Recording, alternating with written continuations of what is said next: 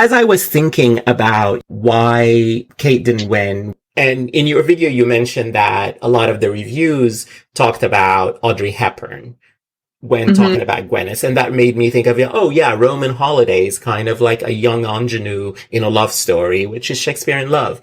Cher won for a love story in Moonstruck, even though I think that's like the perfect love story. But those are the type of movies that are rewarded in Best Actress. And Cate was playing a monarch, which is a more male role. Like, there are actors who've won for playing statesmen and kings and even dictators. From Idi Amin to Winston Churchill. That's like such a best actor part. So do you think that that was maybe that was one of the reasons why Blanchett didn't win? It could be, for sure. I think that's part of it. I think it's honestly just it's easier to absorb, for sure, Shakespeare in Love. I'm trying to think. So the question is like, would the fact that she's playing like a traditionally more masculine job? Yes. That's interesting. I never thought of it that way. Yeah, I mean, I definitely could see that happening. I think Cate was like a little ahead of her time with this performance, maybe, because so many performances in the 90s are similar to Gwyneth Paltrow's role in Shakespeare in Love. Like, that's a well done version of like a ton of 90s movies. And what Cate is doing is, I think, more similar to what we expect from people now, which is like these kind of like transformative, biopic-y kind of things.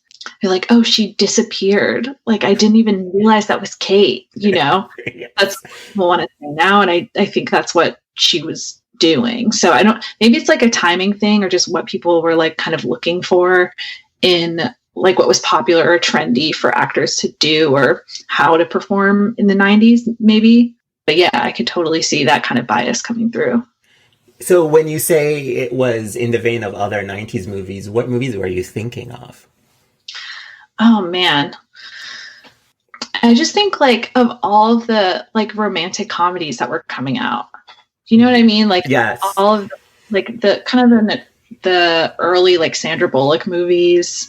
And like even Nicole Kidman was in some. Julia Roberts, yeah. Like it wasn't those movies, because it wasn't looked down upon in the same way that those movies were, but it was like it has some similar notes to those movies, or like Ever After, even. It's just sort of, looking to the past and like finding these famous things and kind of converting them so they're a little more like relatable and funny. Yeah, it was a comedy, but it was also a historical comedy, and it's also about Shakespeare. So that's probably why it wasn't looked down upon, and that's why it became an Oscar movie, and that's why Gwyneth won. Yeah, I like that. I think that's a good theory.